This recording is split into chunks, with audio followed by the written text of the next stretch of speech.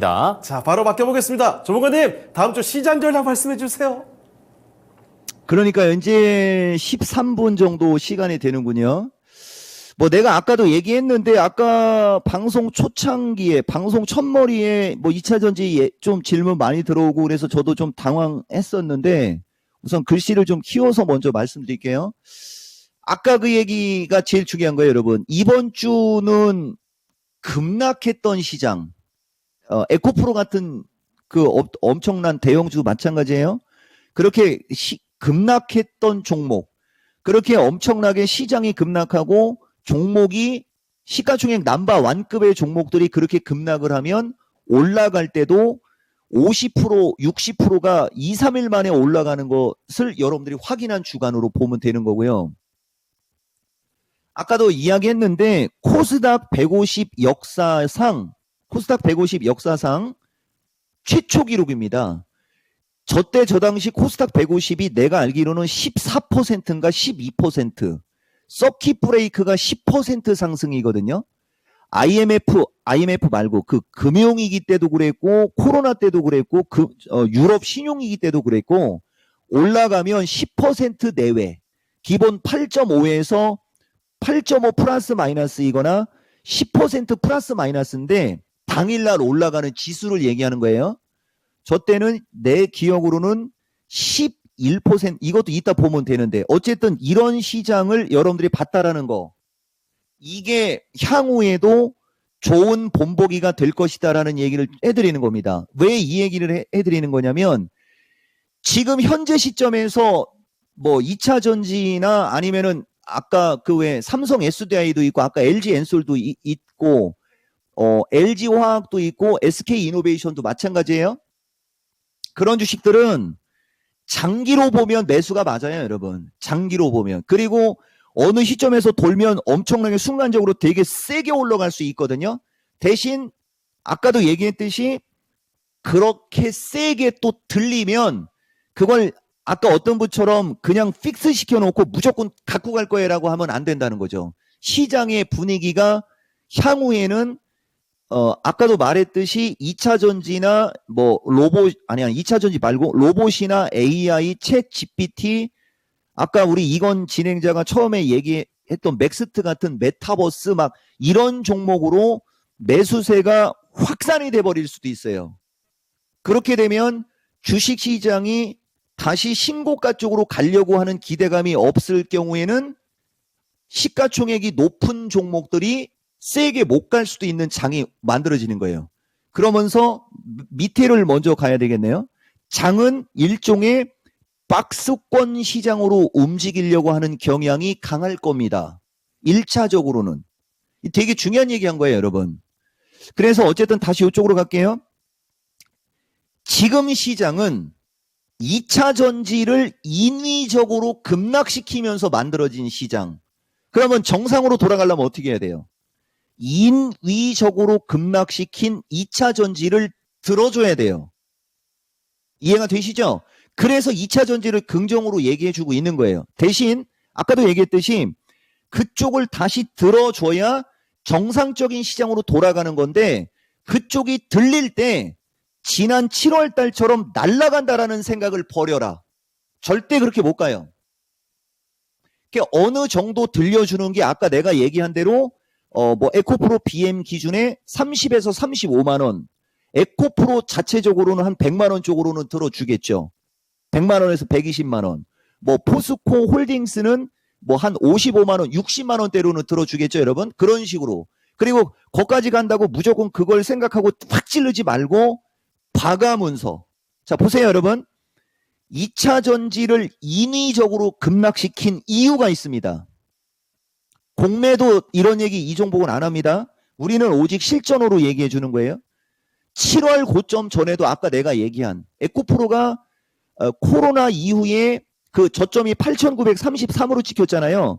나가 그 기준으로 환산한 가격으로 기준으로 하면 12,500원 플러스 마이너스부터 거품 물었던 주식이에요.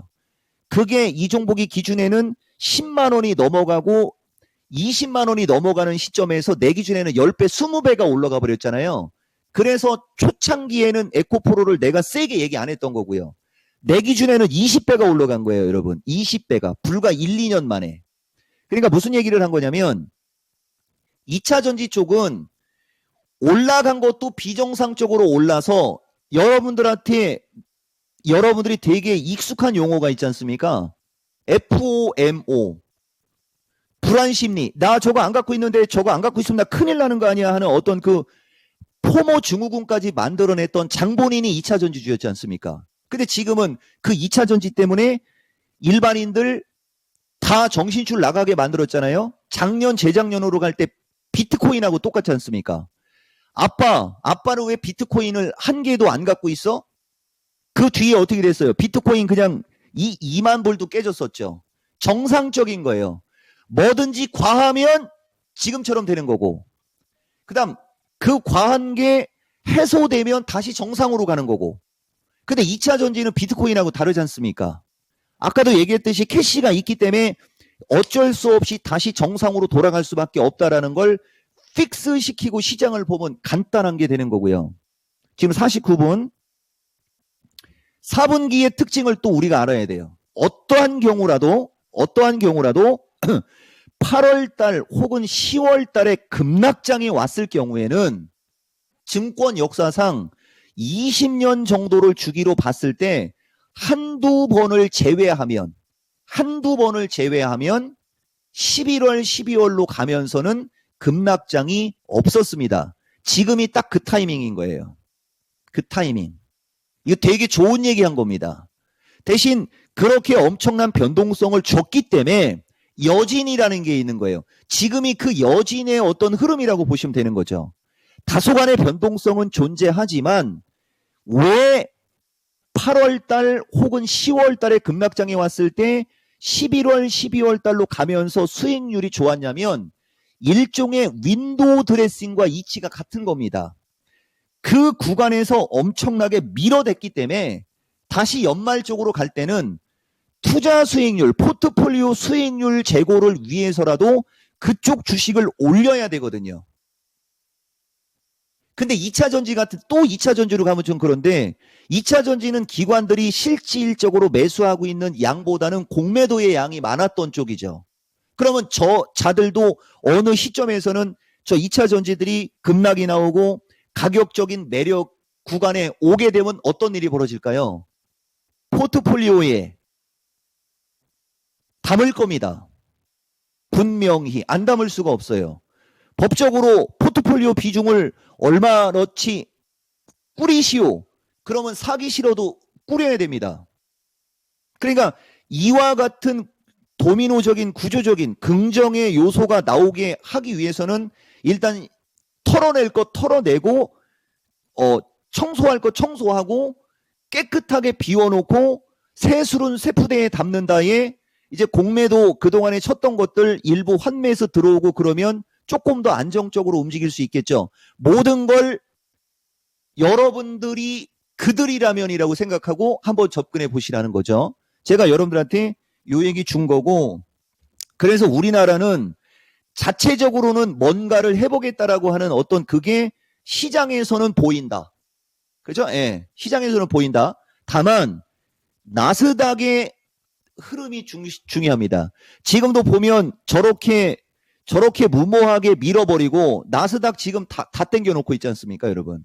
물론 이따가 기대 인플레이션이 나와야 되는데 오늘 일부 미니 강의가 없어진 게 이유가 있어요. 아마 다음부터도 이게 좀 중요할 것 같은데 썸머타임 해제로 인해서 9시 30분에 지표가 안 나오고 보통 10시 30분에 나오거나 이렇게 0시에 나오거든요.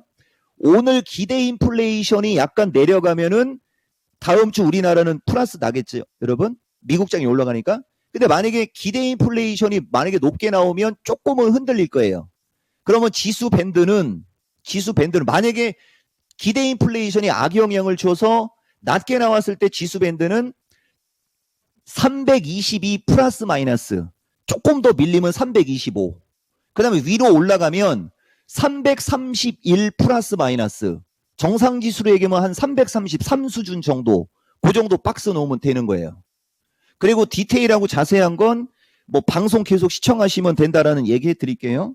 그러면서 이제 나스닥을 참고로 하셔야 되는데, 나스닥이 15,750을 넘어가면 게임 끝납니다. 대신 나스닥이 밀리더라도 14,750을 깨지 않으면 문제될 게 없어요. 다시 말하면 나스닥 시장이 14,750에서 15,750 플러스 마이너스권에서 움직이면 내가 가장 자신 있는 시장 플러스 여러분들이 그래도 위험하지 않게 투자 수익을 극대화할 수 있다. 다만 나스닥이 이제 14,750을 깨고 밀리면서 다시 조종의 흐름이 나오고 막 이럴 때는 전략 수정을 다시 하면 된다. 여러분들한테 요 얘기 해드리는 거고요. 해드리는 거고. 그 다음에 이제 이게 제일 중요하죠. 여기 보세요. 핵심 주도주 대응 전략이 아니고 팁입니다. 왜냐면은 요거에 관해서 이제 또 다음 주 월요일하고 수요일 날 미스터 마켓에서 방송을 해야 되기 때문에 팁 정도 드리는 건데, 2차 전지가 제일 먼저 나왔어요. 반도체, 인공지능, 로봇, 제약 등 적절한 포트폴리오. 다음 주는 2차 전지가 다시 힘을 주는지 체크인데, 내 의견은 매수 의견 들어와 있죠, 여러분? 그리고 아까 얘기한 거, 당분간 시장은 또다시 일종의 박스권 시장. 아까 나중에 방송, 마켓템 방송 보세요. 그럼 지금은 매수해서 장기 투자가 아니에요. 저점 매수, 고점 매도.